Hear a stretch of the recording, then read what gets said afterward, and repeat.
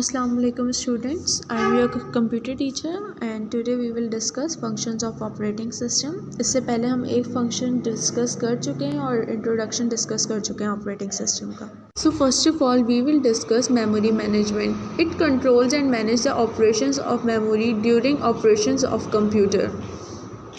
मतलब कि जो भी आप कंप्यूटर में काम कर रहे होते हैं उसके दौरान जब आपने फॉर एग्ज़ाम्पल आपको हमेशा से बताया जाता है कंप्यूटर में जब भी कोई काम करना है या फाइल एग्जीक्यूट करवानी है तो वो लोड होती है इनटू मेन मेमोरी, अदरवाइज़ वो काम नहीं हो सकता.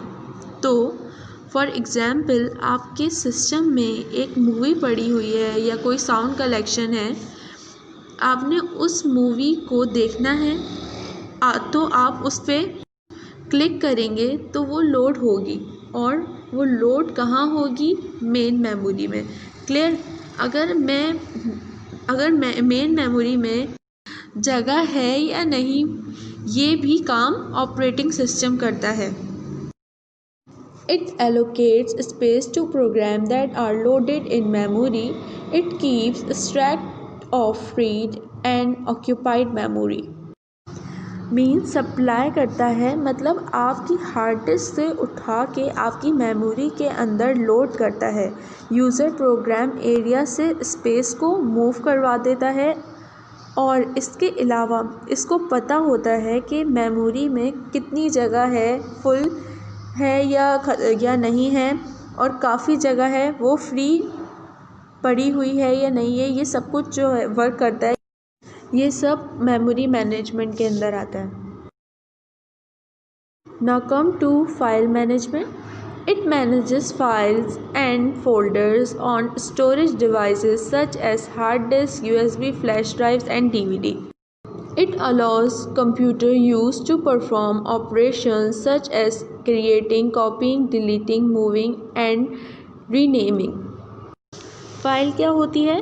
कंप्यूटर में कोई भी काम करते हैं वो फ़ाइल की सूरत में स्टोर होता है, चाहे वो पिक्चर हो, आपकी कोई इमेज हो, कोई MP3 वीडियो हो, कोई ऑडियो सॉन्ग्स हो, कोई गेम्स हो, XYZ कुछ भी हो, वो एज अ फ़ाइल ही कंप्यूटर में स्टोर होती है. इसके अलावा जब हमारे पास ज़्यादा फ़ाइल स्टोर हो जाती हैं तो हम क्या करते हैं? फ़ोल्डर्स बना लेते हैं. क्यों? ताकि जब हमें कभी बाद में अपनी पिक्चर या कोई साउंड कलेक्शन देखनी हो या सुननी हो तो हमें पता हो कि वो एक जगह पे स्टोर हुई हुई है, एक फ़ोल्डर के अंदर है. वरना हम अपने कंप्यूटर में अगर ढूंढते रहेंगे तो ऐसे टाइम वेस्ट होगा. तो ये फ़ाइल क्रिएट करना और फ़ोल्डर डिलीट करना, रीनेम करना, ये सारा काम ऑपरेटिंग सिस्टम ही और अलाउ करता है. तो जितनी भी फाइल्स आप डॉक्यूमेंट करते हैं DVD या CD या USB वगैरह से, आप कोई भी चीज़ स्टोर करें तो वो एज अ फाइल ही स्टोर होगी. क्लियर? अब हम डिस्कस करेंगे IO management. IO management. It controls all the input-output operations during program execution. It manages input-output devices. IO stands for input-output. I stands for input and O stands for output. जितने भी काम हैं programme executing में, program execute हो रहा है. For example आपके पास document file है और आप उसमें कोई और चीज़ ऐड करना चाह रहे हैं तो माउस से या कीबोर्ड या किसी भी इनपुट आउटपुट डिवाइस से ऐड करेंगे. तो ये सब डेटा कहाँ से आ रहा है और इसको कैसे मैनेज करना है? मीन्स कि इन सब चीज़ों को मैनेज कौन करता है? Operating system. अगर ऑपरेटिंग सिस्टम ना हो तो हमारा कंप्यूटर एक ब्लैंक बॉक्स की तरह होगा, कुछ भी फंक्शन ऑपरेट नहीं. Now come to secondary storage management.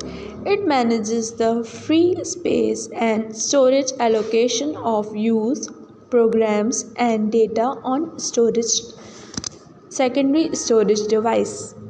Secondary storage memory का मतलब है जो आपकी USB है, हार्ड डिस्क है, इन सब की फ्री स्पेस को देखना.